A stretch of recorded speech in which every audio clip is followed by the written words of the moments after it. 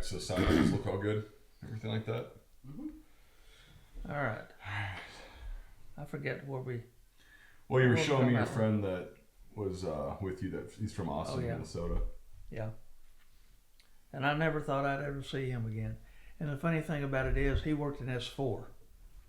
What is S4 again? I know S4 is a senior, is the upper echelon battalion level supply sergeant. Oh, okay, yeah. Okay, and he was a Spec 4, and he made buck sergeant for it before he left. But he was always amazed at me because when he came down here and visited me that lifetime, we didn't see each other that often because his tent was across the way.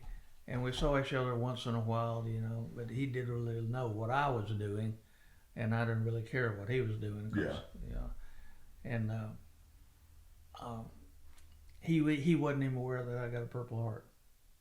Really? Yeah. Much less two, and all this, and I got to telling him, all the things that happened, about Suicut, and he was at none of this stuff. He never. So was he? So S4. So he'd be at Cu Chi then? No, he's at Dao Tiang. Okay. He's at Dao Tiang, and he experienced the rockets and mortars and stuff like that. But he never went out to the field or did any things that I did. Oh yes, ride the convoys, and all that other stuff. And he was just amazed at all that. So. That's really good that you reconnected and he came down here and. I want to go out and visit him, but man, that's a long haul and it's cold up there. Well, not in the summer. The summer is just a... Yeah, but the bugs scare you away in the summer. Well, there's not poisonous bugs though, just the mosquitoes. Yeah, but there's 5-pound mosquitoes. Yeah, they're in force. Yeah. I mean, have you been up there before? I haven't been up there, but I've heard stories. Oh my God! When Lewis and Clark were actually exploring the area that we now live in, they said that they had to take bear skin and bear fat and rub themselves down in bear fat and cover themselves up completely at night, or else they would get eaten alive because there were so many mosquitoes. And I think the reason that is because we only have, 4 months out of the year where they can survive. So when they're out, and they're out for blood, literally.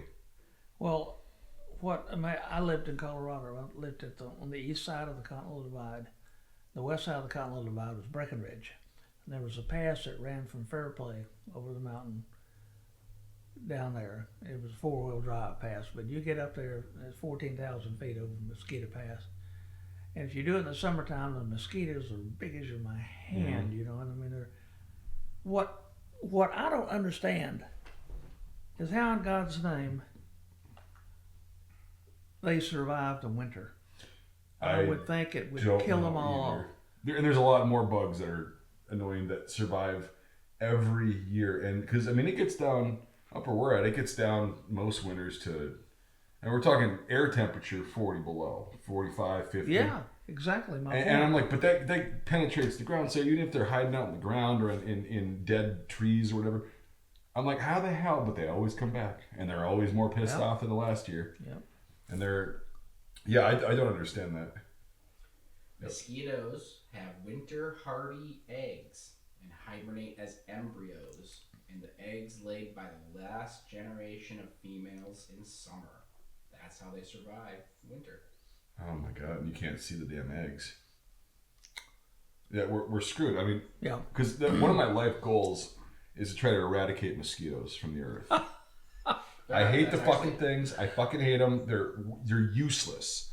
Yeah, birds and stuff can feed, frogs and can feed on other insects. They actually did a study on that exact thing to figure out if we eliminated mosquitoes, what would the ecological consequences. And they're like, if we did it, there are enough things that would fit that niche that we don't need to. So they started bioengineering them so they won't be able to reproduce.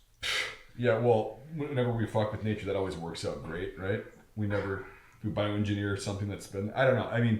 Mosquitoes and ticks. I see no reason for them whatsoever. We got a lot of ticks out here. You do? Oh, yeah. Yeah, you got the Lone Star ones out here though, right? The big ones. We got the wood ticks, and then the Lone Star tick carries that thing where it makes you can't eat meat. You can't eat meat. You get literally physically ill if you're near it or anything.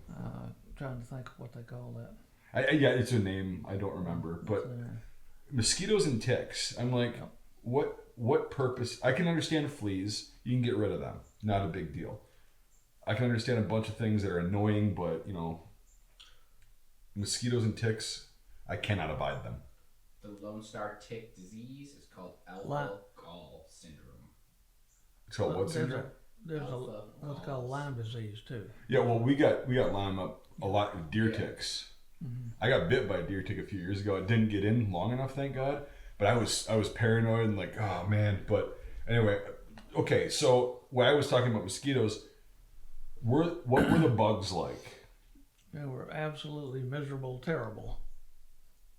I can't even begin to explain to you. Because we have, like right here, we have a lot of what we call horse flies. Oh, those, and they're big flies, about like that. And they hurt. And they bite you through your clothing. Mm-hmm. Oh, God. And we had those over there. The big nasty? The big nasty ones that would bite you, and you had to be real careful about where you walked because the centipedes were always bad. And the scorpions and the snakes, they were bad because you never know where they were going to be. That's what I thought when I had my monkey about how that story started. But I'm still shocked. We'll definitely cover that in a little bit. That's a great story. But the bugs and shit. Yeah. Yeah, you saw the scorpion that had the 12-inch pan, and it's that big. Oh yeah. Yeah. It was big, and especially when you're walking out in the undeveloped areas. Yeah. You got to be really careful. Everywhere. Just everywhere. Yeah, we had a bunch of stuff in we had scorpions in Iraq, of course. It's the Middle East, but the bugs, everything that I experienced, and I think we've talked about this briefly before, is everything in Iraq was big, hot, and pissed off as far as insects. Yeah. And a lot of them were poisonous, or they would attack you or whatever. It's like everything was big. I mean, bigger than anything I've seen here. Oh yeah. Yeah. It's absolutely the same side, and I've heard a lot of people in Vietnam say similar things. Oh yeah, you got beetles the size of your hand. Yeah. Oh God. Yeah. And the leeches are really bad, really bad. Okay, so I mean they're in every damn thing you get into.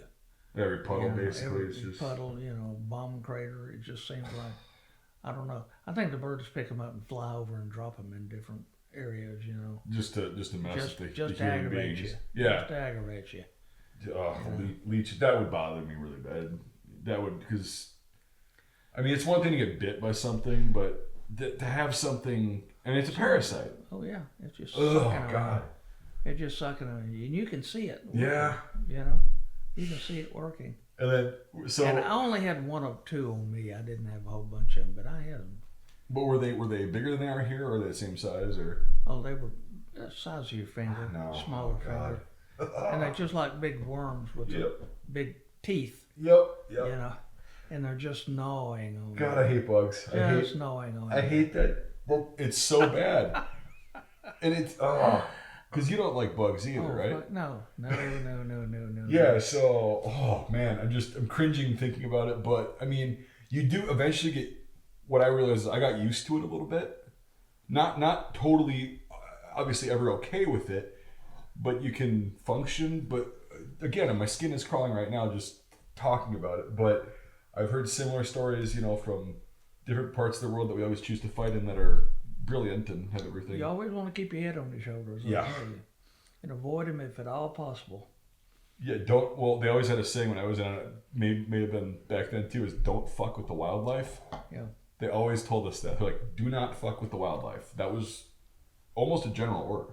Thing about the leeches, you didn't know you had them on them until you just actually saw, because they have a numbing agent. Yeah. When that so. Oh God! I remember I was sitting there when I saw the one that was on me, and he was right here. And I looked down and I said, "What in the hell is this?" And it was a white leech. And it was just you could watch its head going. Oh my God! That teeth going in, sucking that blood out, and you got to get I lit a match and stuck it to it and burned it. Burned it off. God. You know, you got to make them back out on your own. Cause so it works apparently too.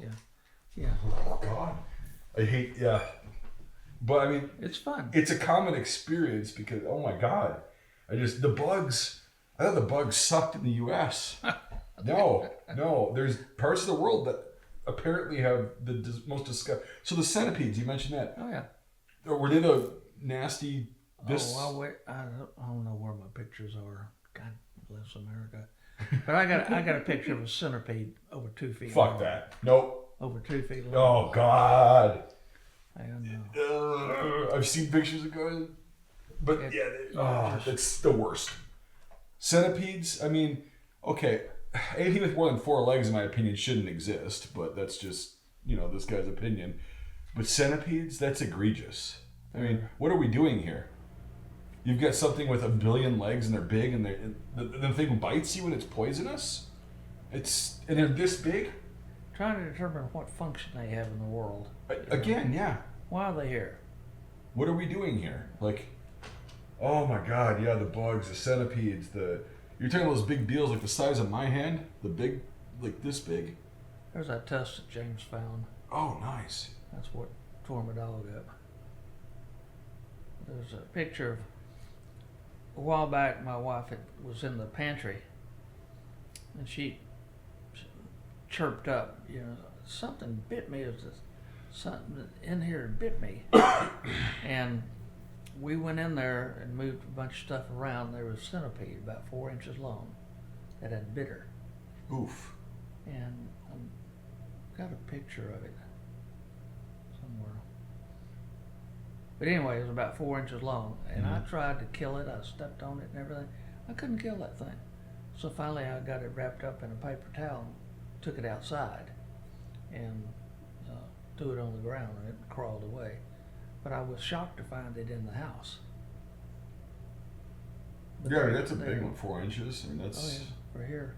That's nasty. And it actually bit her, Yeah, and that hurts. Was she okay? Oh, yeah. Okay, good.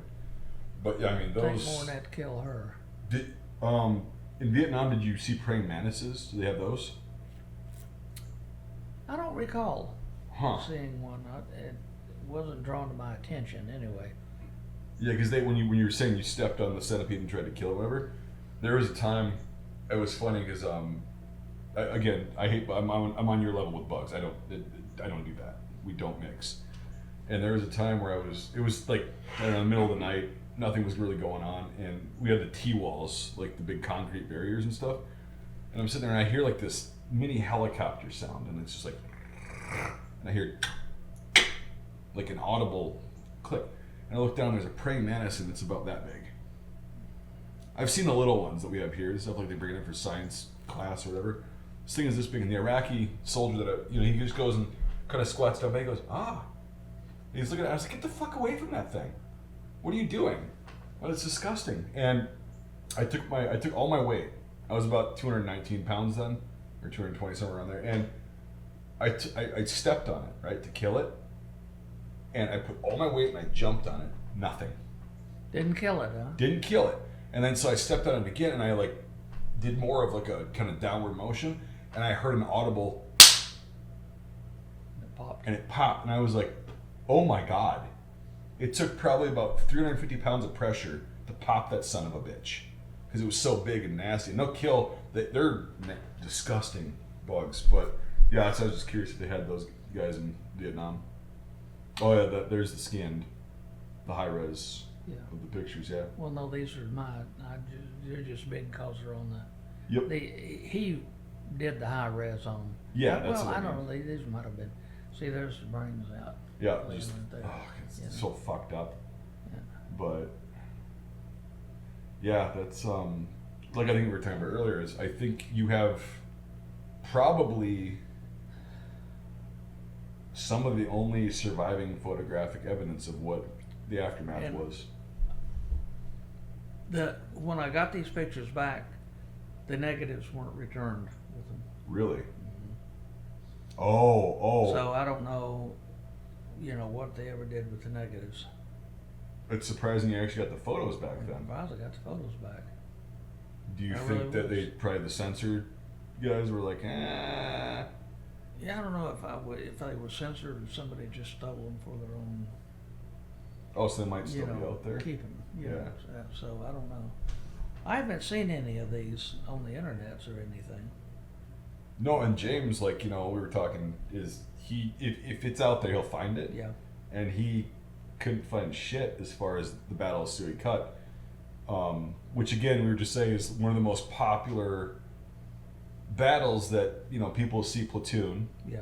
And they see the ending battle, and that's one of the most epic scenes that people think of the Vietnam War. If they have no idea about it, they just watch that, and that's what they think of. And the fact that, like you were saying, it was about a battalion level that was in that fight.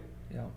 And it's like, well, again, how many of those guys have cameras? And out of that, how many guys are going to actually be willing or think about taking pictures? And of that, how many pictures are going to survive over 50 years? Copperhead? Yeah. Yep. God, those are nasty. Yep. See those, Chris? No step on snake. I killed those in the barn. Lovely. Didn't Yeah. No, do they go more dormant down here in kind of the winter? Oh yeah. So they're not as active, but in the summer they're out in force. Yeah. Yeah, and you very seldom ever get bit in the winter because they can't move fast enough. Right. Yeah, because they're cold-blooded, so they're So it's not a big deal. But that was another thing, the snakes in Vietnam. My first experience with a snake over there is we were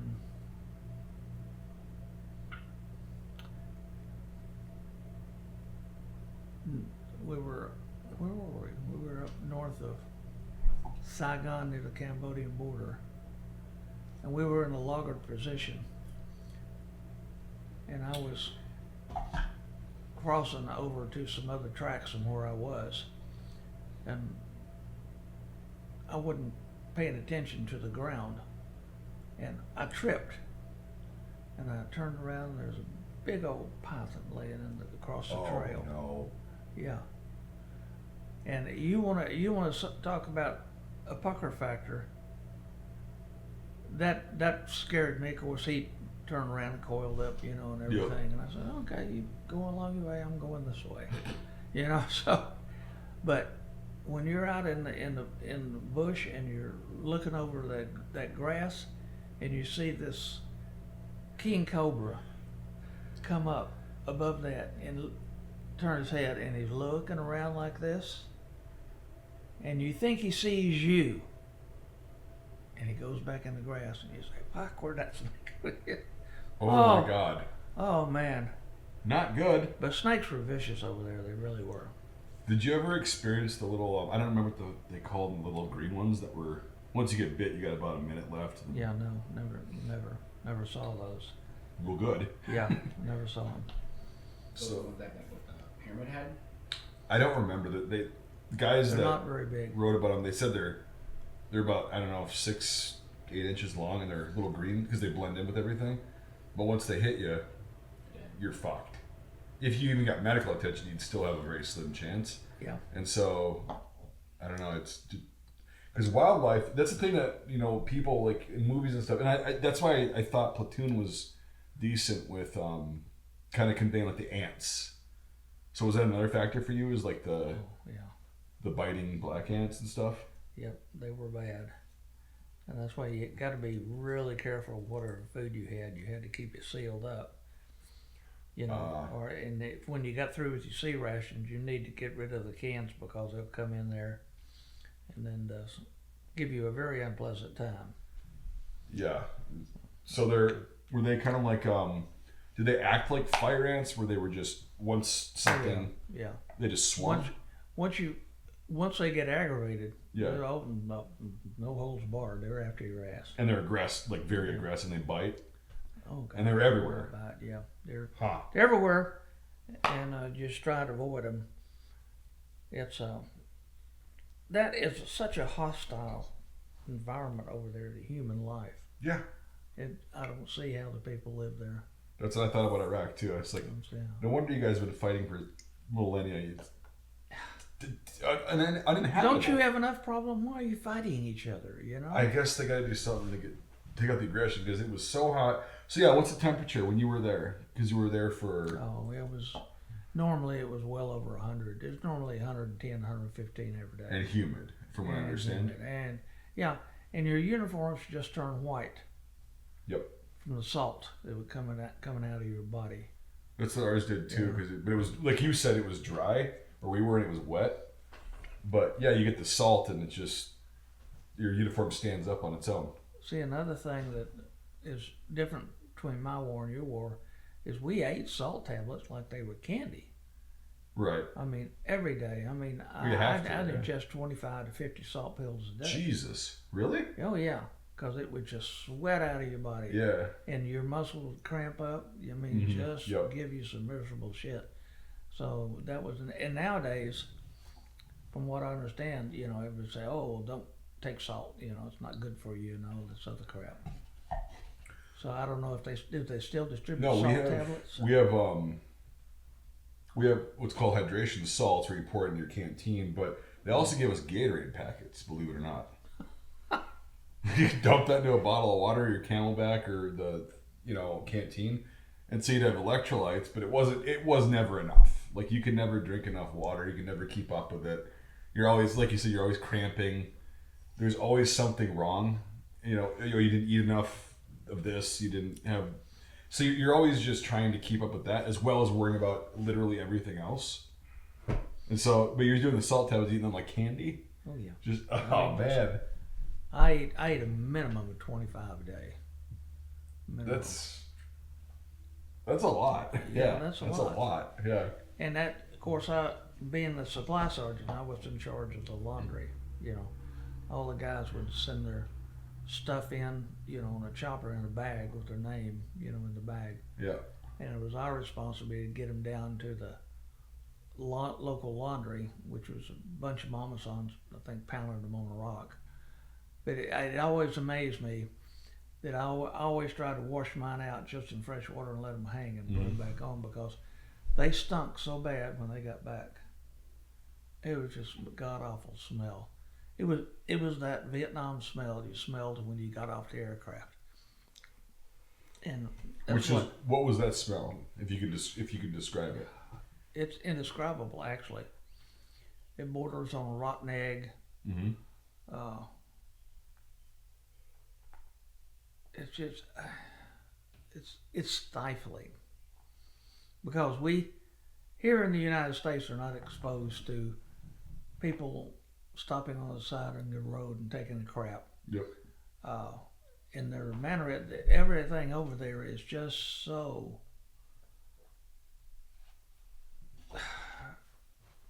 not on our standards, and because of that, we go over there, we're really offended by it because we're not used to it. Right. They live there, so it's no big deal to them.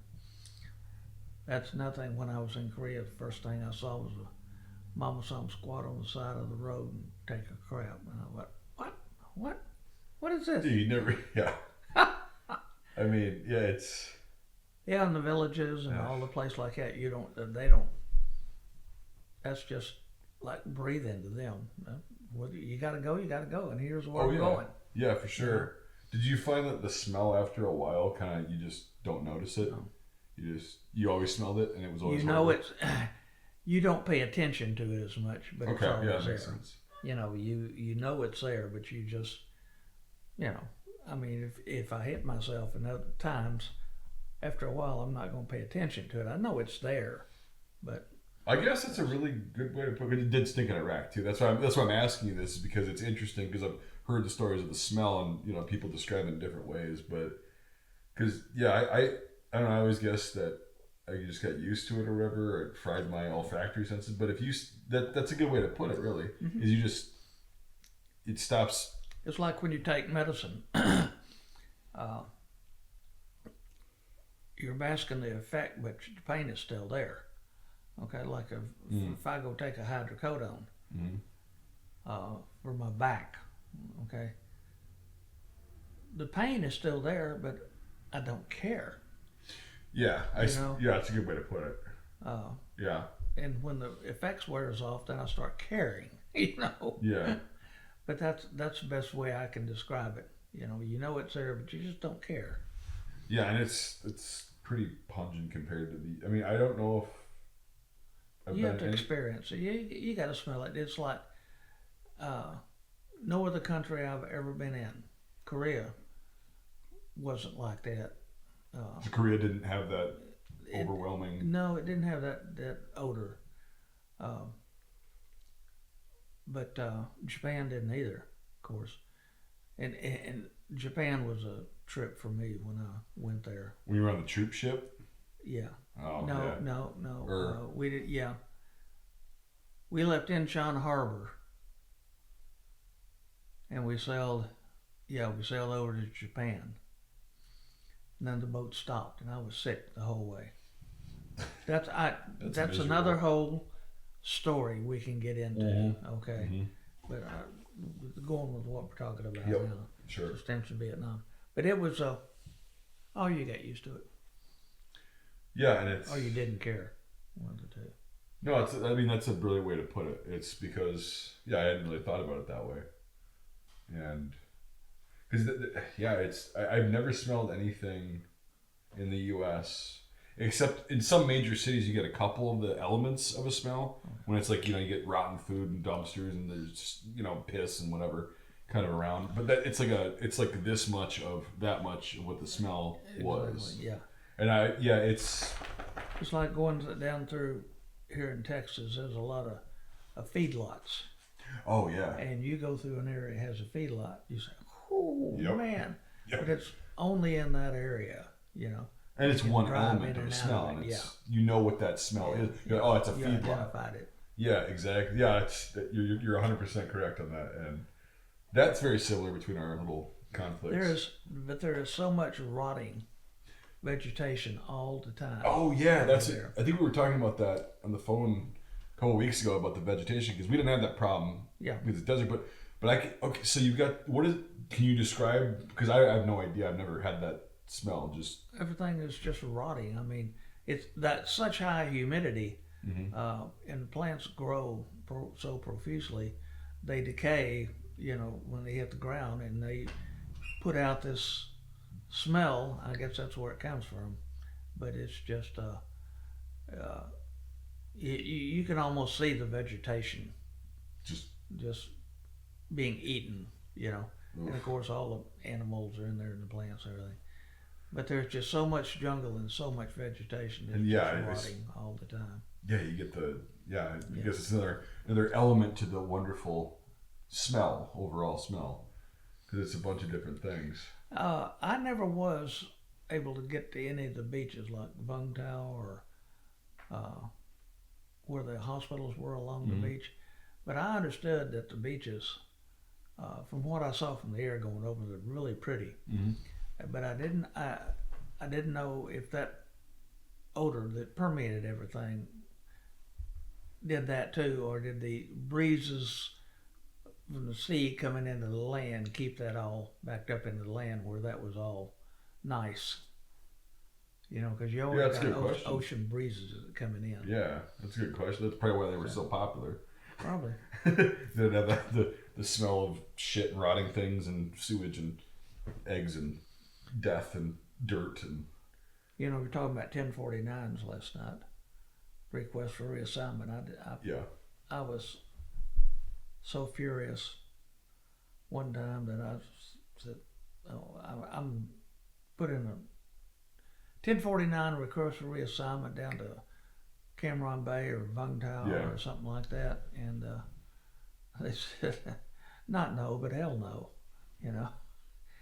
And I knew I wasn't going to get it. There was no way in hell I knew I was going to lose. But I was just so mad at everything that was going on there. Nothing made sense. In the requisition processes that you had to go through to request additional supplies, most generally I just went and stole them. I'd say acquired, but stole. Tomato. Relocated. Okay. Yeah. I relocated a lot. So you're saying you're a good supply sergeant. Yeah, I was a good supply sergeant. There you go. But You had to put in, of course, they went through S4.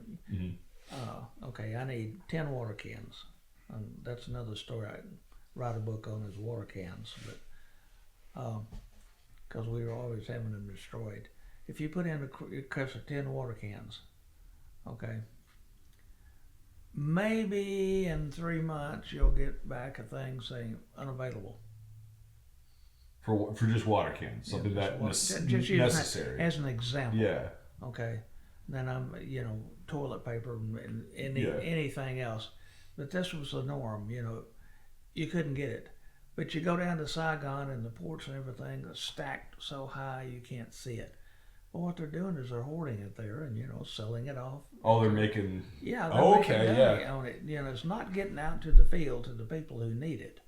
Oh, yeah. And that used to just drive me crap.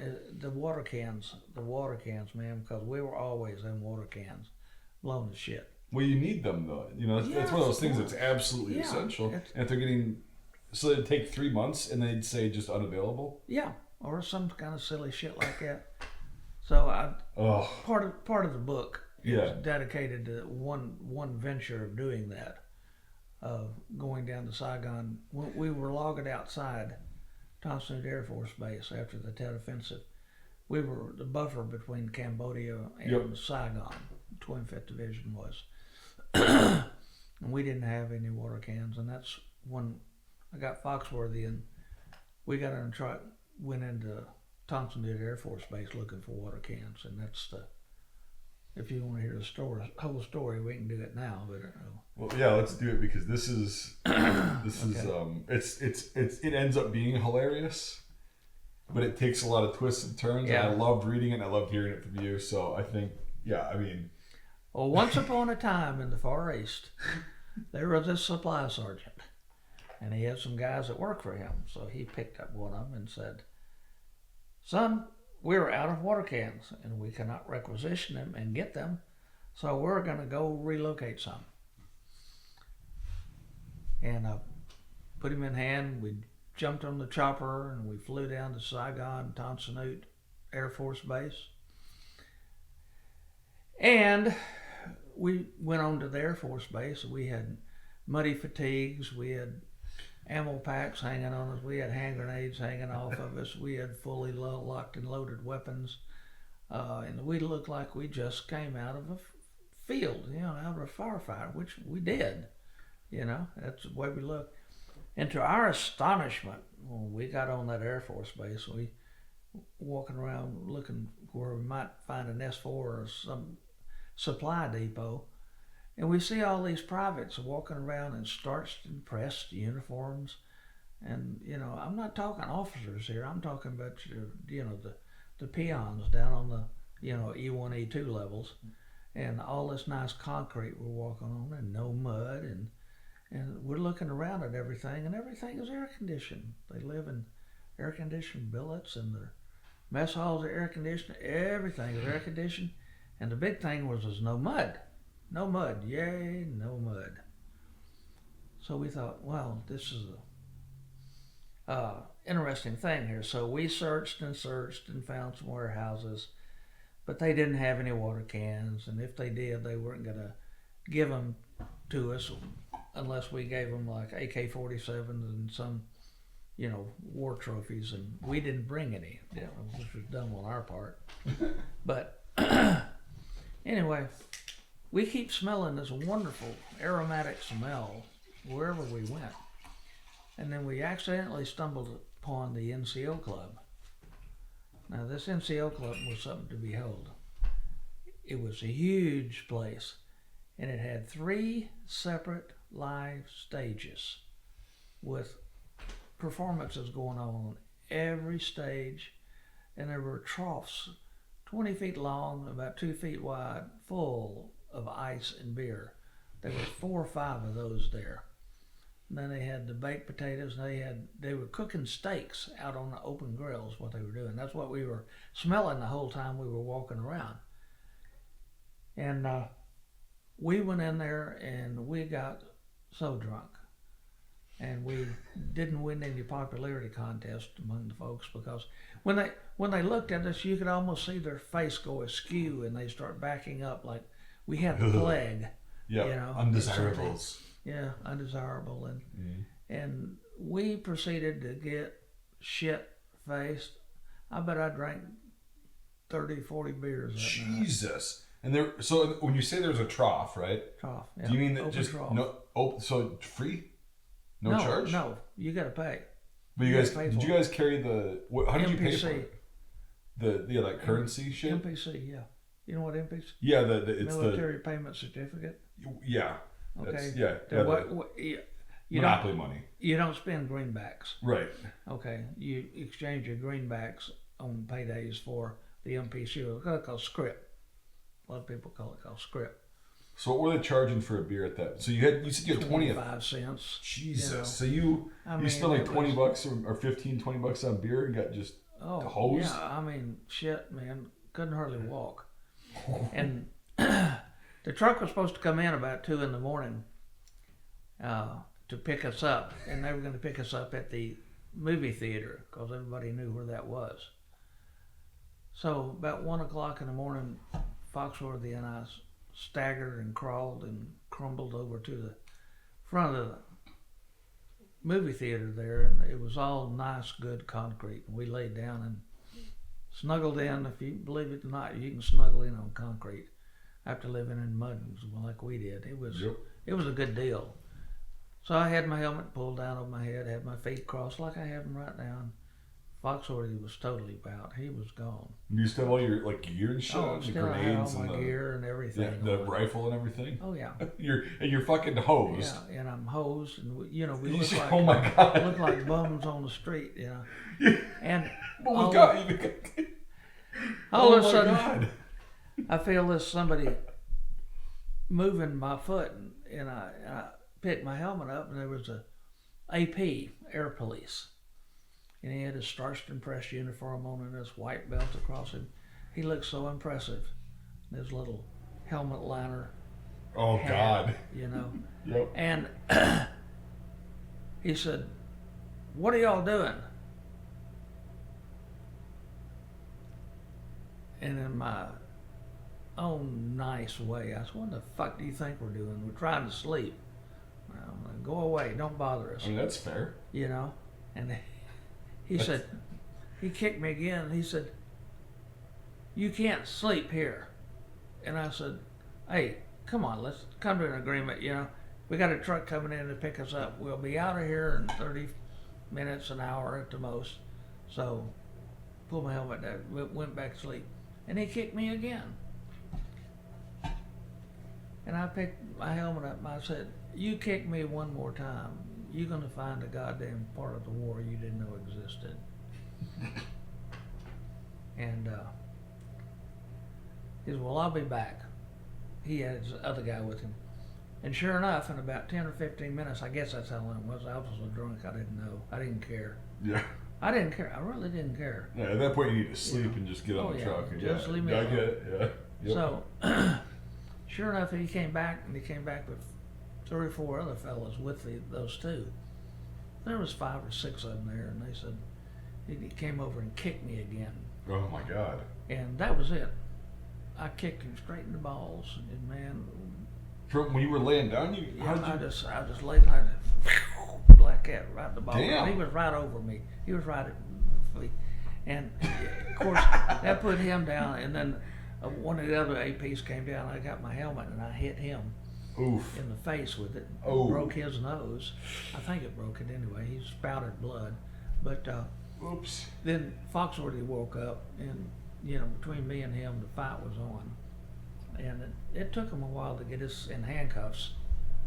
So we did, and then they marched us down to they put us in their jeeps and took us over to the police station there. Yeah. And put us in jail. And Foxworthy and I got to looking around, and we said, "Well, you know what? This ain't too bad. This is all air conditioned and got a bunk to sleep in. Hell, we was okay. Fuck it. We were okay." Yeah. You know. Yep. And I don't know how long we were in there, a couple hours, I guess. You got some Z's though, right? Oh, we got some good Z's. And jail, yeah. of course, you'd have these Air Force guys come in and look at us like we were monkeys in a cage. Yeah. You know, because we were filthy, and, you know, and of course they took our weapons and our hand grenades and everything. Well, that's smart. But yeah, I probably killed a few of them if they hadn't. But we were enjoying the air conditioning, man, and we were sleeping and having a good time. And all of a sudden saw somebody at the bars there, and got to looking at him, a big fella. In the Air Force, I never could tell what rank they were, but he had about 100 stripes up and down his arms. So he's pretty. You could tell he was a man in charge. Yeah. Okay. And he looked at us for a minute, and he said, "What are you guys doing in here?" We explained the situation. They hauled us in. We were waiting for the truck to take us back to the field, and they decided that it didn't look good. Some general might see us laying there at 2 o'clock in the morning. He said, "What?" He said, "Wait a minute." When he first came in there, we thought we were going to get an ass chewing from him. That's what we thought. That's usually what that means. Yeah. You know, and he said, "No, wait a minute." So we went and got these two APs that originally started this shit and brought them back to the cell and just chewed their ass out. And he said, you know, I don't remember all the conversation, but basically it went that, you see these two guys in here? They're the reason that you're not looking like that. They're the reason you're not out in the mud. You're the reason they're the reason you can wear your fatigues and go to your theaters and have your clubs. Your beer, yeah. And he said, "Now I tell you what you two are going to do." And I told him about the reason we came down was to get water cans. He said, you know, why were you down there to begin with? Pick up water cans, all ours was blown up. So he said to these two guys, "I tell you what you're going to do. You're going to get a Jeep, you're going to get a trailer, and you're going to find 10 water cans at least. And you're going to put them in that Jeep, you're going to fill them with water, and you two are personally going to take these guys back to the field." And you could see the blood drain out of their face. Yeah.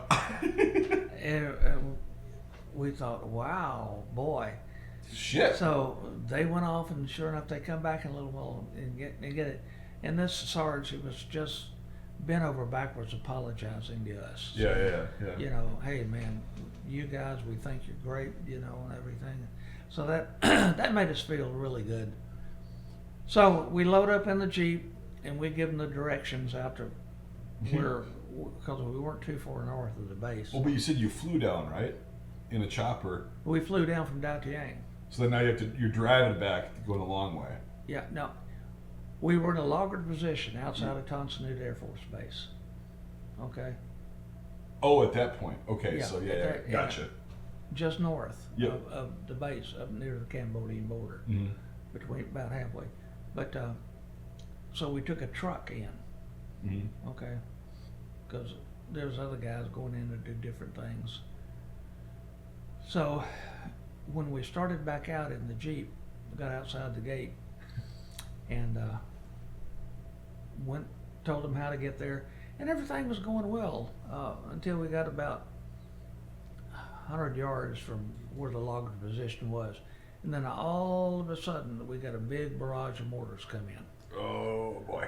And these guys, I mean, they were, you know, we bail out of the Jeep, you know, we go for cover, you know, and then they said, okay, well, they followed us in there. And just so happened that one of the big mortar rounds, we believe it was a mortar, hit that Jeep, and it just destroyed that Jeep. And it put a few holes in the water cans. They were leaking water a little bit, but the Jeep was destroyed. And then we got hit with some frontal attacks after the mortar. So small arms shit. Small arms shit, you know. And it was, we lost, I think, 3 or 4 men that night. Damn. Several were wounded. But it wasn't that big of a fight, but, you know.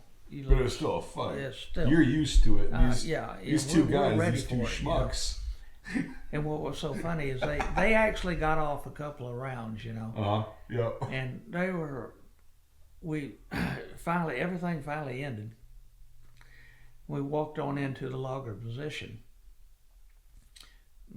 You know, told the first sergeant what had happened and everything. Told these two air police were, and they were covered with mud, you know. And everything. It was really funny. It was so funny, and the sun was starting to come up, and it had been raining, you know, the whole time, and it was kind of a partly cloudy, but the clouds were just heavy. And, you know, about the treetops. So it was raining during the firefight and everything in the barrage? Yeah. Oh, that sucks. Oh, yeah. That sucks. And that's when the mortars come in. That's... Oh, but anyway. Yeah. Hey, it was breakfast time, so we went over and broke open some sea rations.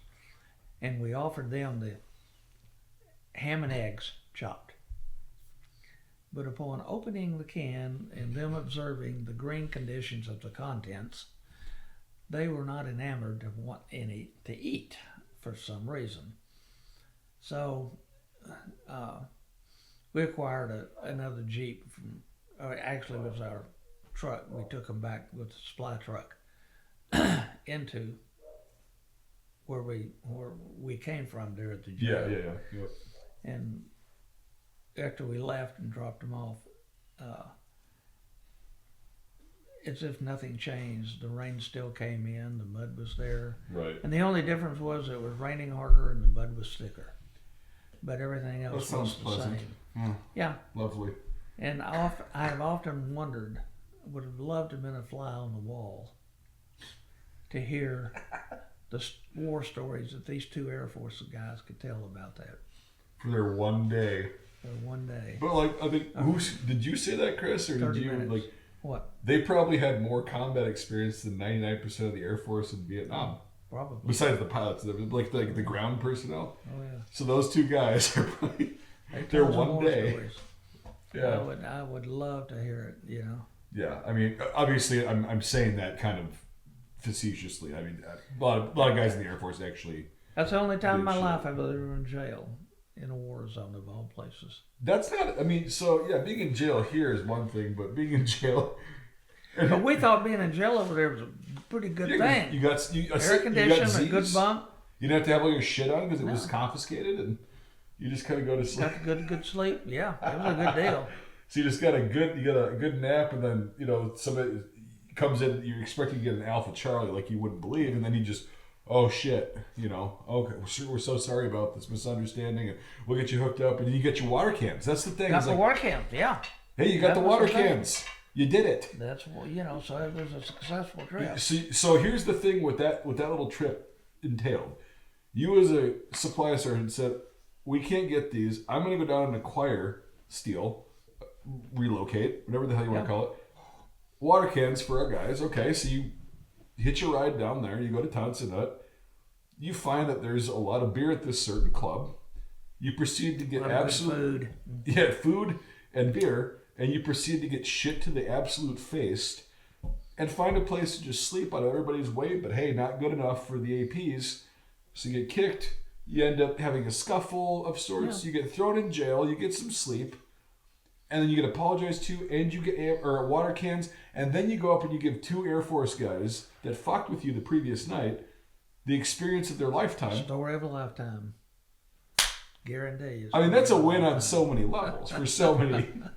I mean, you were out in the rain and shit. It sucks, of course. But you just stayed wet. That's another thing. You were just always wet. So were you guys? So because you were in. Okay, so this happens over a period of one night, right? Yeah, that's one night. So you guys get shit faced. So when you go back and you start getting mortar fire, you still shit faced. Oh, we were sobering up some, but we were still just. Yeah. So you're sitting there like, oh fuck it. I mean, like I've said before, if you were out to actually experience these combat situations and these rockets and mortars and shit, to maintain any degree of sanity, you had to have some kind of help.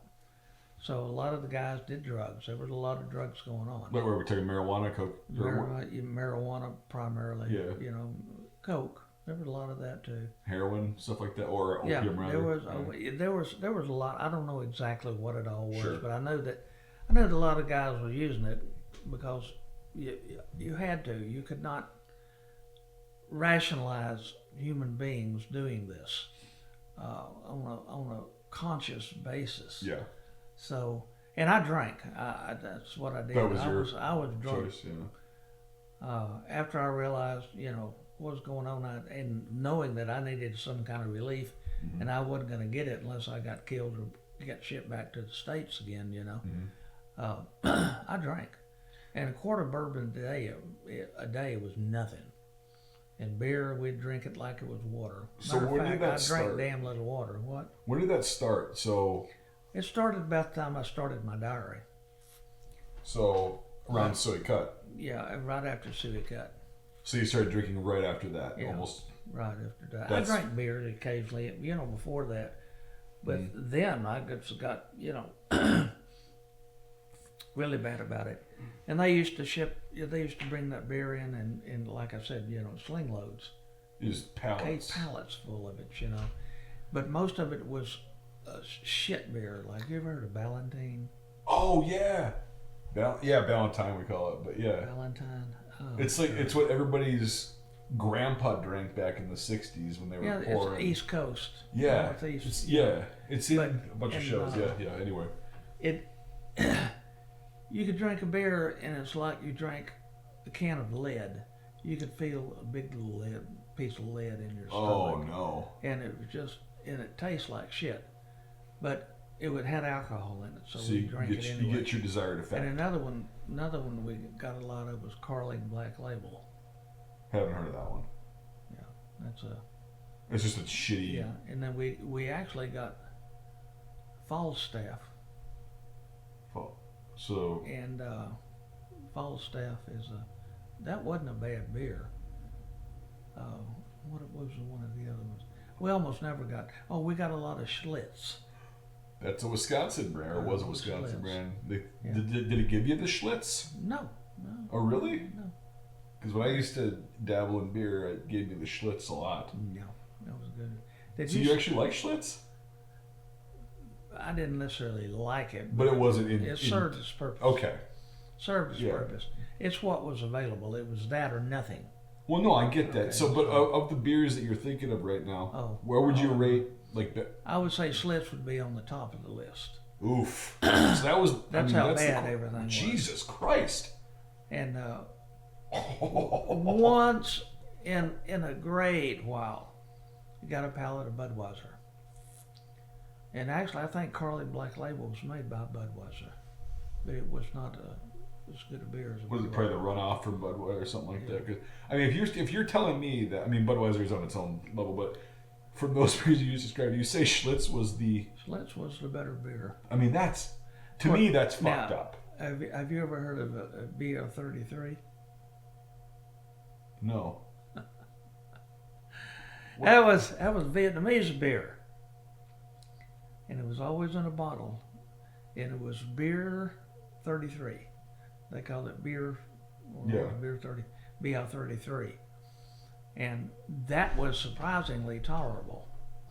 Well, what was even more tolerable about that is it's like Coca-Cola. I'll tell you this story in a minute, but when you were out in the jungle and we were Mac and you came into a loggered position, set up your defensive perimeter and everything, it wasn't 5 minutes before you see these people trotting out of the woods with these baskets. Oh, yeah. Okay.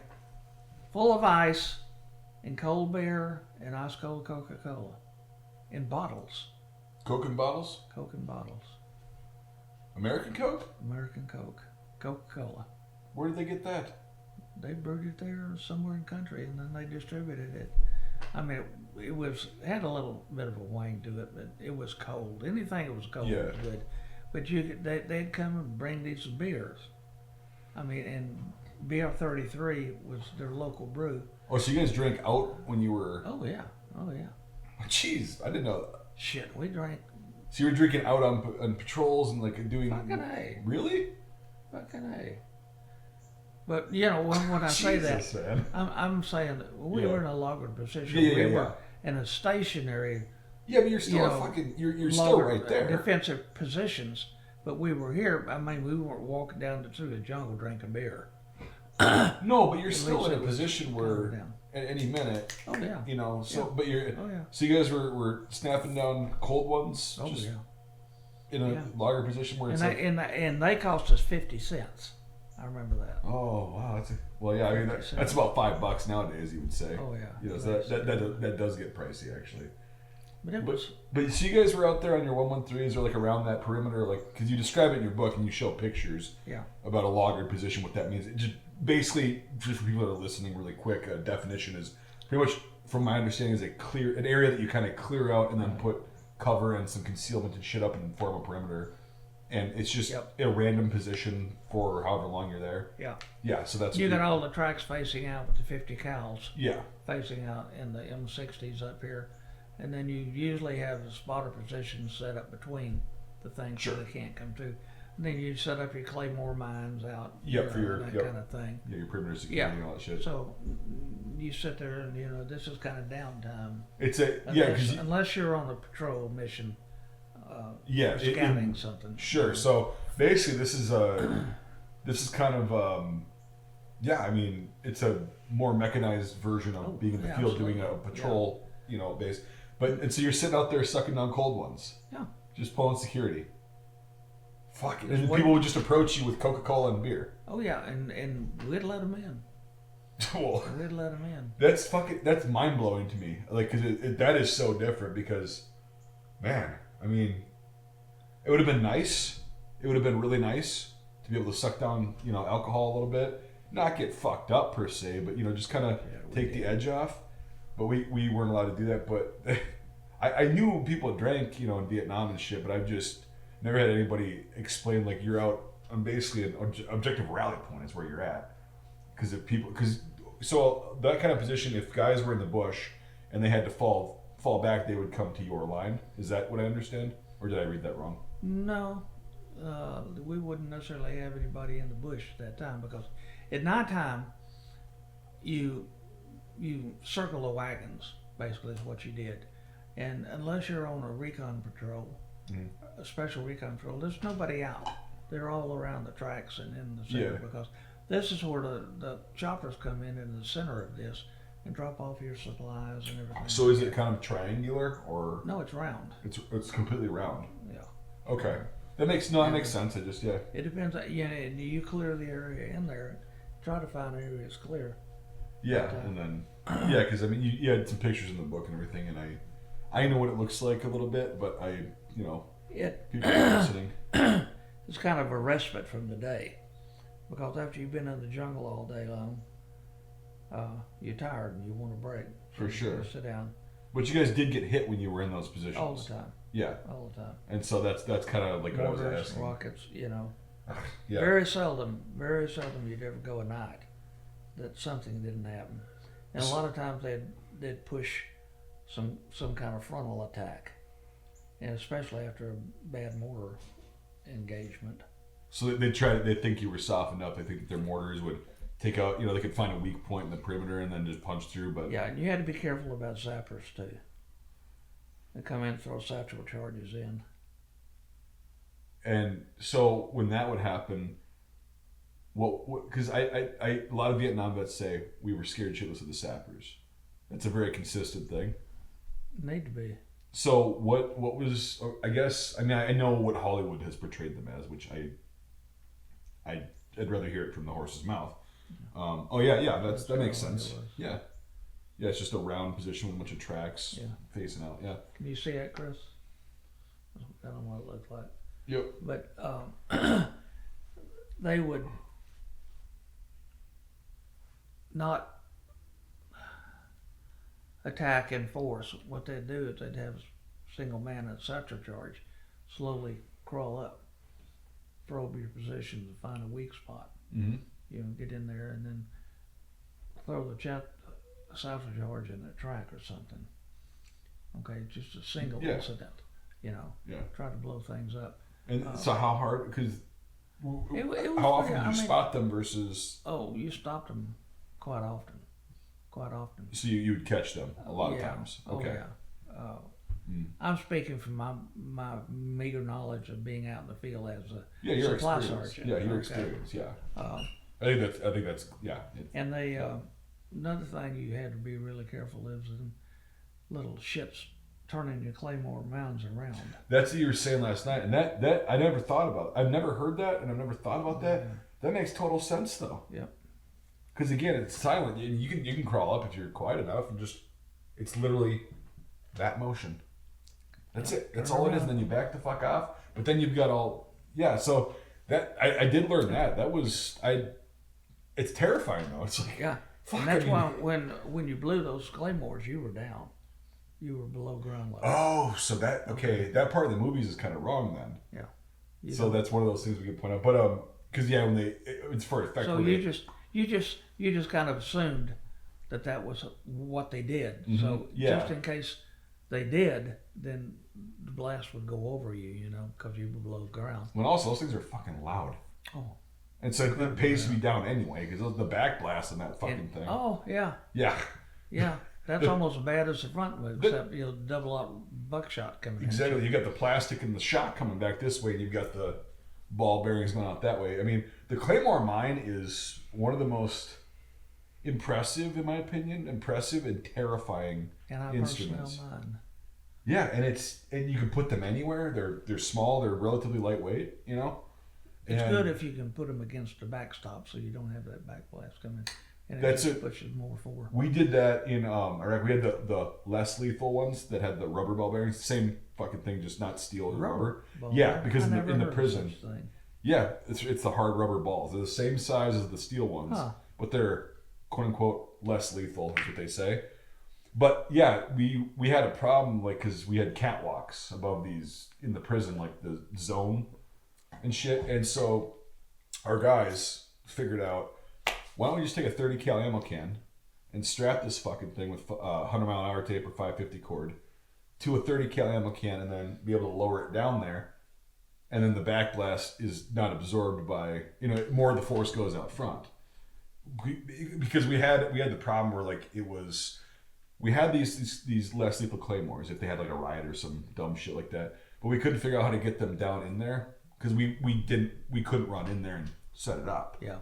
And so that, some of our guys were like, yeah, let's just take a 30 cal ammo can, and then we can just lower it down, on the catwalk behind them or whatever, to get the riot to stop, and then bomb, and it's like grass being mowed. And that's exactly what they did. Is they were like, yeah, if you can stop the backblast from going a certain way, it transfers more of the energy out front. And I mean, that mine, that weapon is terrifying but excellent at the same time, and they still use them. Oh, yeah. Because they're effective. I mean, it's nuts. You just want to make sure you got enough C4 in there to make them. Yeah, you said because you guys said where you're cooking shit with the lighting on fire. But around you see all these little fires, and I mean, I don't know if you've seen C4 burn. I have, yeah. I burned it. Yeah. Boy, it burns and very intense. And yeah, but it's not out of control. It's just very hot. It's exposed to that. Yep. The only way it'll explode is if it's confined. Yeah, don't hit it with a hammer. Yeah. Yeah, and even then, there's been experiments about that. Because they say, don't try to stomp it out with your boot or something, and that had no effect on it. They said that. Right. It's electrical that has the most effect. Right. And that's why you got the clacker and the But yeah, the those mines they're but they're so fucking loud. Yep, they hurt your eardrum. Because they're only this big, and there's not that much C4 in them, but man, are they loud. Yeah. So C4 is powerful explosive. It's scary how a little ball that I can hold in my hand can take down this entire house.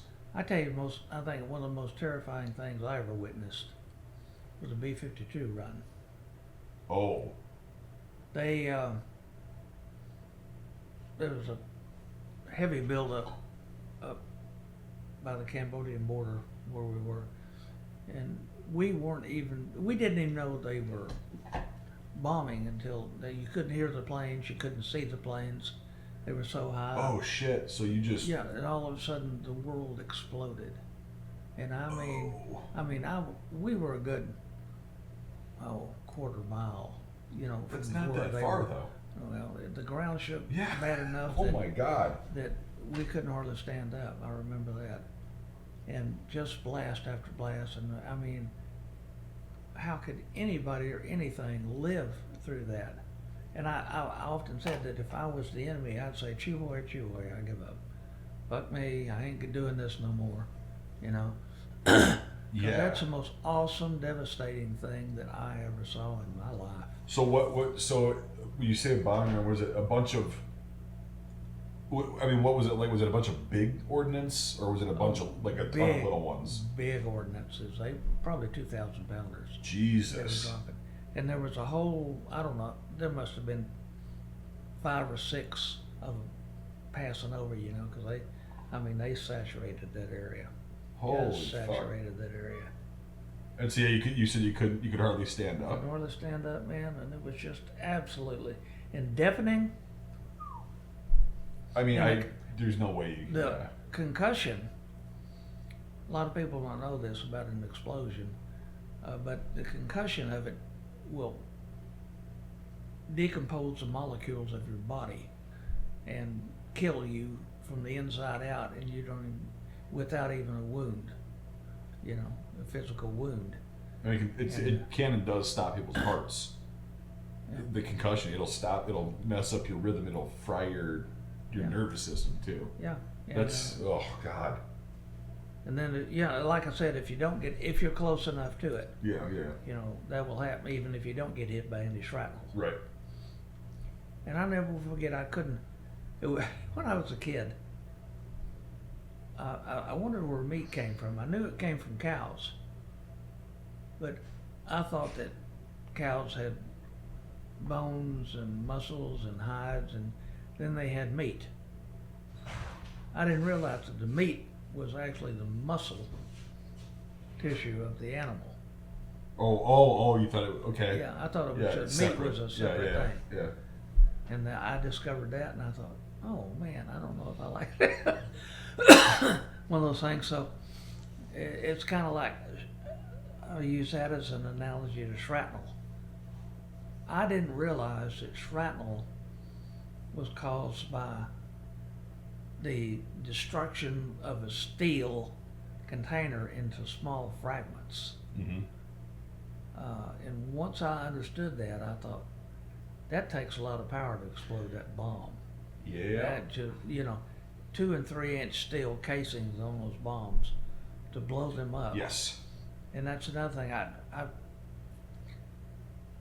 after every firefight I was in, or any kind of engagement, I would look around me, and I saw a lot of shrapnel laying on the ground. So I would pick some of it up, and I'd take it back, and I had this coffee can that I'd put it in. And after this B-52 strike, there were pieces of shrapnel that looked like tree limbs. They were so big. Are you so? It looked like tree limbs, and I mean, Holy each shit. edge is just like a razor. Yeah. You'd imagine that hitting you and just cutting. Oh, you're done. Too. There's Yeah. And I couldn't believe the size of these pieces of shrapnel, and I never could bring any of that back because it was too big to get in the thing. Weird. But I bought mortar and rockets and a few bullets and things like that back, and I had a whole coffee can full of them, and I gave them to my brother to keep while I was moving around, Mm-hmm. and his wife threw it away.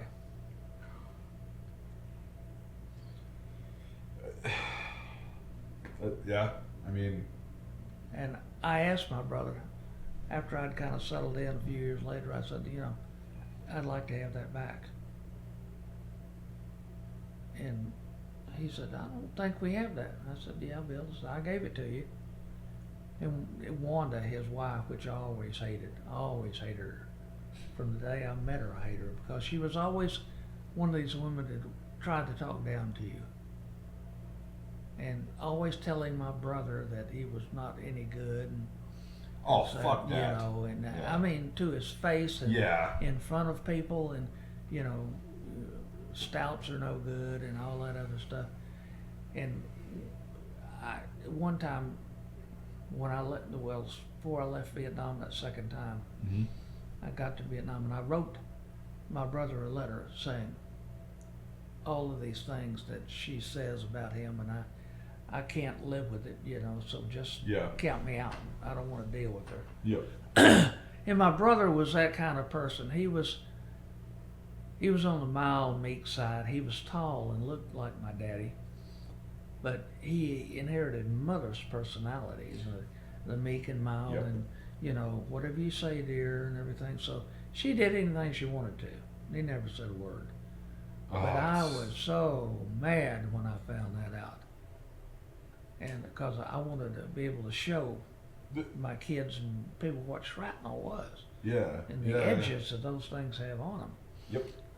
But anyway. That's what I mean, like we were talking about earlier, is like, even if somebody at the same battle took the same amount of pictures you did, what are the odds that something like somebody just didn't go, oh, it's in a box and throw it out over 40, 50 years. And, and that, I hear about this shit all the time. Of people that say, yeah, I had this, but then, my ex-wife or whatever did this, or I lost it, or it fell out, just shit happens, it's life. And it's like, damn it. But I guess you weren't supposed to have that coffee can full of shrapnel and fragments. Well, shit happens in life. It does, yeah. And, but I mean, that is, I can see why you're just like... I hated her even more after that. Yeah. Because to her it's just, oh, this is just junk, a coffee can full of metal. Fuck it. Gone. Garbage. And I want to believe, I don't want to believe, but I believe she knew what it was and she knew what it meant to me. And she just threw it away just to piss me off. That would be even more sinister. It worked. Oh, yeah, I was mad. Well, I mean, because you spent your entire tour collecting that coffee can worth, and then it's just, oh, God, that's... And I remember when you come back to Vietnam, they had stopped allowing you to bring weapons back. Did stop what? Stop allowing you to bring weapons, trophies. Oh yeah, they stopped. Yeah. They said, can't do that anymore. So, but I put 2 hand grenades. Max, go away. 2 hand grenades and a pair of boots. Why the fuck would you do that? Huh? Why would you do that? To bring them back. Why? Chocom hand grenades. Oh, the Type 6. Oh, the stick. Yeah, the little stick grenades. Pineapple with the wooden sticks on them. Oh, those. Those, the homemade ones. Yeah. Oh, I thought you meant like U.S. like. Oh no. Yeah. Because I was like, why? Yeah. I had looked like old German pineapple. Yeah, the stick grenade, like the little stick grenade with the. Yeah, the Type 67. They're about. I think they're about that big. Yeah, and they got a cylinder head on them. Yep, and then you just pull the wooden thing out of it and throw it. So you had those? I still got them.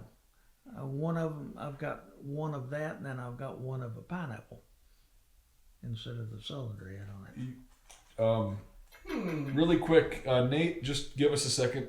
You demilled them, right? Do what? Okay, hold on. You demilled them like they're not live? Oh yeah, they're not live. Oh, okay. You can take them apart and look at them, Holy shit! Because I was like, "What? You're saying live grenades and you still have them?" I don't want that to get out. Yeah. Okay. No, I inerted them before I left Vietnam. Oh, okay. Because the way you made fucking A, the way you made it sound is like you just threw 2 live grenades in a pair. Fucking just shipped them back. But yeah. No, they were. Okay. I hand carried. They were in the extra pair of boots I had. Yeah. Back. I was like, uh-oh. I remember when I came back to customs, they looked at this, the coffee can full of shrapnel. Mm-hmm. They really weren't sure what they were supposed to do with this. Well, I suppose were there any regs that you knew of back then? No, not. Yeah. There was nothing that covered that. Yeah, there is now, by the way. And then I said, it's inert. There's nothing there that's going to blow up. It's just pieces of metal. Yep. And they finally said, okay, you can take those through. I mean, nowadays, even if you take inert shit like that, it's a problem. they don't allow any of that shit anymore. Well, now they run everything through X-ray machines and shit. Yep. I never got away with it, and I actually gave those to my son in Denver. Nice. He's got those. Nice. Yeah, those are. Oh man, I was sitting here imagining you taking back 2 live hand grenades. I'm like, what the fuck? I wonder what you were getting so upset about. Well, yeah, but you know, because grenades scare the shit out of me. Because there's so much power in a grenade, it's this small, or the stick. But like you were saying, how much force it takes to break metal like that. A hand grenade that if you haven't heard a hand grenade ever, they're for how small they are, they're so fucking loud and powerful. They got the little shockwave, and I'm like, yeah, imagine that. So a hand grenade, a 155 shell, which is 10 times, 15 times the size of that little thing. It just gets worse and worse as it gets bigger, and it gets louder too. And Jesus, so okay, yeah, we're good though. Talking about hand grenades. Yeah. Went through basic training with the old pineapple. You have to go through the shit they were trying to use up from World War II and Korea stuff. Yeah. And when I first got to Vietnam, that's all I saw. And then they came out with the round baseball looking one. It was the M61, the lemon looking one. Because I think the 60s. This was a ball. So you guys had the 67s. A round ball. You guys had them immediately. I think we did. But anyway, it looked like it just had sheet metal around it. Perfect. Yeah. And I thought to myself, well, that's not going to work very well. That light sheet metal, what's that going to hurt? Works the same as the pineapple. Well, what I learned at a later point, it's got a spring in it, coiled spring that shatters. It puts small fragments through you that makes you bleed to death. You know. So then I understood the principle of it. A pineapple will shatter into chunks. And they were heavier. The theory was that they were heavier chunks. And then when they developed the one you're talking about, have you ever seen the inside of one? They've got kind of this pebbled coating, or the inside of the shell looks like it got hit with BBs, right? So it's all kind of can you find a picture of that really quick? Look at the inside of an M67 frag grenade. See if you can pull up that picture. But anyway, it's designed that way to kind of mimic the pineapple concept, but inside. So when it fragments, like you're saying, it gives you, all you need is something that big that goes in somewhere, and you're fucked. And so he'll probably find the picture. But it's just weird how that little tiny thing, A, super engineered, B, so powerful. And they always scared the fuck out of me, just carrying them, because I'm like, no, the inside, but yeah, not a big deal. That's fine. Yeah, it's not worth it right now. It doesn't matter. But yeah, that's how they're designed now. So they'll bow out, and because we would find chunks on the grenade ranges, when I was in that, they'd be that big. They'd be like a big chunk of the thing because it didn't fragment right. But then you'd also get the little. But the steel spring that's inside there that shatters is what it does.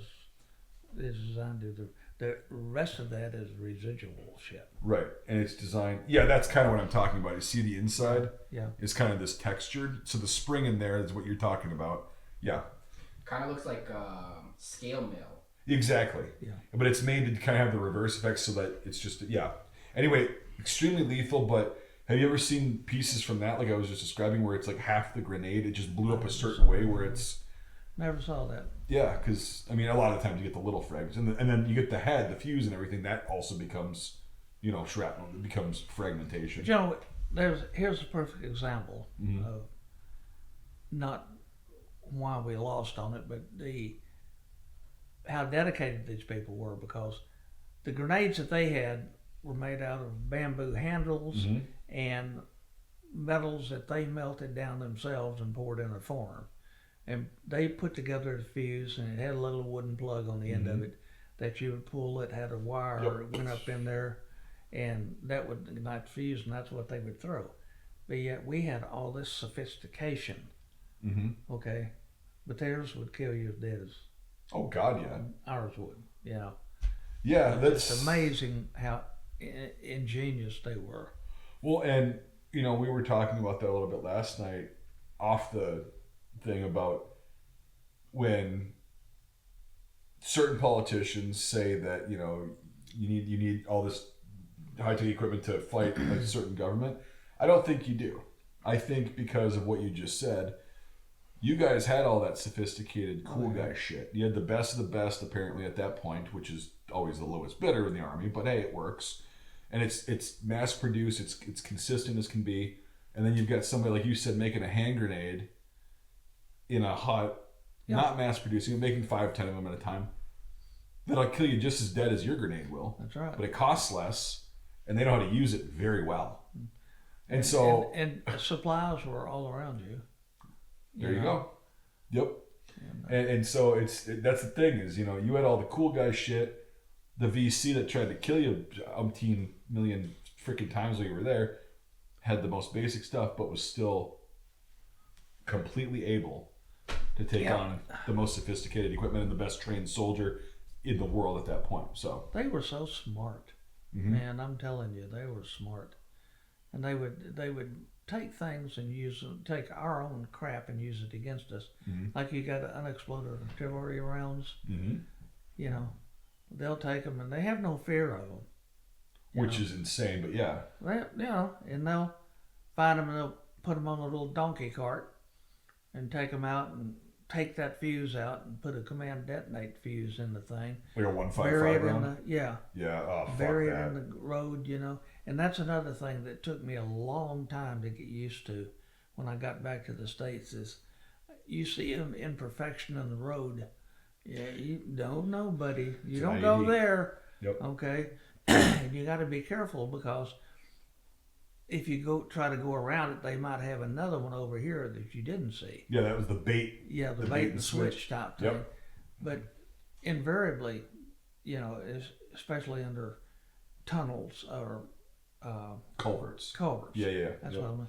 Yep. They'll put them up under there, and they'll sit off with the clacker, in the woods, and bury the wire, and you didn't see it, and you roll over it, and that's what happened to a lot of the APCs. They were just, but they're just smart, and the power of a 155. Fucking God Almighty! My God! Put a hole in the ground 30 feet deep. And it's so incredibly loud and powerful, and yeah, you can't describe it. And they would, I don't know if they did this in Vietnam, but I'm probably sure they did because they probably learned it from those guys. In Iraq, I never had to experience this, thank God. But they would take and they'd triple, they three of them together. Yeah. They'd either take a Soviet 152 that didn't go off or an American 155, and they'd daisy chain them and put them in like a bundle of 3. Put them together. You're fucked. Yeah. I mean, whatever you roll, you could roll it in a freaking Abrams tank, and you're fucked. Yep, you're dead.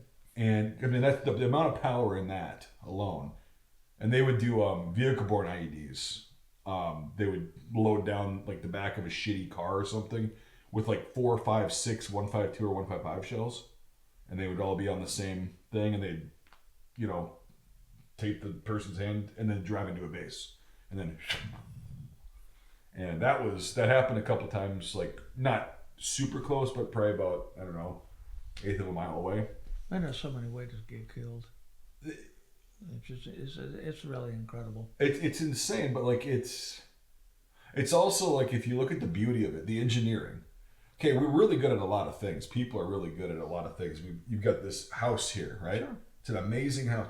You've got that barn out there. You've got the tractors. You've got your vehicles. That's amazing. And the one thing we consistently get better at, more efficient at, faster than all that other shit, is killing each other. Yeah. And how to kill each other. You think about it that way. So I think there's kind of a dark beauty in, we were talking about, 155 should not exist in my opinion, but it does. It's just like atomic and hydrogen weapons. Yep. Okay. Mm-hmm. We're not even talking about those. We're talking about a less than a firecracker compared to that. Face to face, on the ground type stuff, Yep. And when you start talking about that, I can't even bring my mind there. I can't do it. Because you can't. Like, I mean, humans, If we ever have that kind of thing, I want to be at ground zero. Why? You don't get to see it. I want to be incinerated. I don't. You don't want to see nothing it? about it. You just want to be just toast? I don't want to die. Radiation poisoning, all that shit. Just kill me now. But you don't want to see you don't want to be close enough to be absolutely incinerated and still get to see the flash and then Nope. You just want it just over. I just want it over. Damn. I don't want to see the flash and then I see that concussion coming at me and that air moving and everything falling down in front of me. And then it gets to me and I'm dead. But I see it's like jumping off the Twin Towers. Yeah. I don't want to know it's coming. That's respectable. I just want I to understand. Die, You just want it 1 second. You're 1 second I'm here, next second I'm not. Done. I'm done. Yeah, that's it. I'm part of the atmosphere. I totally understand that. Yeah. Part of the atmosphere. But yeah, I mean, just talking about those weapons, it's like that's on a scale that is completely fucked in my opinion. But a 155, even like going down to a rifle, okay, because it's an explosion every time you fire a gun. Everybody knows this. That technology itself, it's like, how the fuck does that exist? How was that perfected? Man and his ingenuity. And yes, you can kill game with it. You can hunt with it, and I get that. But let's be honest, we know that every weapon that exists starts out with the intention of how can I more efficiently kill those guys? Have you ever thought about how brutal it was back in the Roman days when they didn't have, I mean, this was in your face battle with knives. Right here. Yep. And that was war. That was bloody war, man. Absolutely. And now insane. at least we have bullets where we can stand off and shoot each other. It's not as personal. It's not as personal, and I don't think I'd be a very good Roman soldier. I don't think. Well, here, interestingly enough, because I'm a World War I nerd, kind of like James is, and they found that in World War I overall, when the guys were just sitting in the trenches shooting at each other once in a while, the artillery was always going and shit, and they couldn't see each other. They'd be fine popping rounds off, the occasional, okay, there's his head, bam, got him, he's down.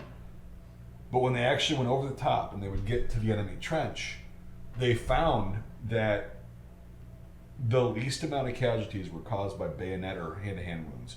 Because a lot of the times, when the guys got there and they got to where you and I are right now, and they go, oh, fuck, that guy's just like me, they couldn't bring themselves to do it. It was like this, all right, I'll just move on, bye.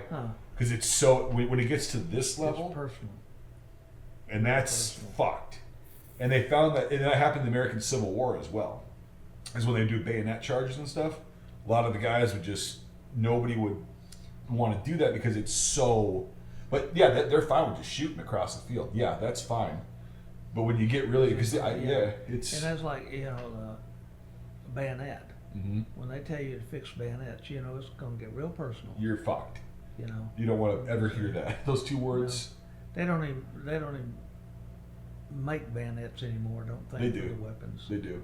The Marines issue them still. The Army, I wasn't issuing when I went to Iraq, but I used one in basic. I was telling you, I was one of the last rotations, if not the last, in basic to go through the bayonet course. And yeah, our bayonets are gnarly. They're awesome. I love them. The M9, big heavy son of a bitch. And they got serrations on them. They kind of took the Soviet one where you take the scabbard and you pop it in like that. It's a wire cutter. So it's got a little hole in the blade. But yeah, the M9 bayonet's awesome, but they're also only this long. Okay, and we had M4s, so that's a tiny carbine. Even on an M16, it's unwieldy. It's just, I mean, again, you might charge at someone and go, and then you get there and you go, I can't fucking do this, So I can't even imagine back in the Roman days, like how you'd have to just completely detach your mind. You couldn't view that as a person. You couldn't, because how the hell do you gut somebody out, like that? But yeah, what was the semi-automatic weapon that they used? It wasn't AK-47. SKS? SKS, that's what I was trying to pull out of my ass. Yeah. I had a couple of SKSs, and they had a good bayonet on them. Yeah, did they have the spike? They had the spike on it. Yeah, those are the Chinese ones. Yeah, it was sturdy too, and I was always impressed with those. SKS, I think, scared the hell out of me. Well, yeah, I mean, it's. I'm gonna stab you. I'm gonna shoot you before you stab me. Well, and a lot of the VC and NVA would use the AK with the Chinese Type 56, so that also had the spike bayonet on it. But they'd use Soviet shit as well that didn't have it, and yeah, I mean, it's just the idea of having a folding It's right there. It's on the weapon at all times. Just the idea of like my enemies, he could just, and that's fucking just the mentality of like that. You can get that personal. It's just insane. I had a Soviet machine gun that it was more of a carbine, small one, but it had a magazine, round magazine. A PPSH 41. Vented rib cage. Can you pull up a PPSH 41? The picture. I'm pretty sure because they use a lot of those. Yeah. You see them in a lot of war movies that Soviets use. Yep, it's one of the most reliable submachine guns ever made, and they still use them in the Middle East. I had one. Yeah. Over there. I picked up after Suicat. Yeah, was that one in the middle? Yeah, it's the one on the top right. It's just a side view of the drum mag. Yeah. But yeah, that was it. The PPSH 41. It's a Soviet submachine gun. What she's doing out there? Okay, break time. But anyway, yeah. All right. Okay. Sounds good. And then we'll come back. Yeah, I gotta pee.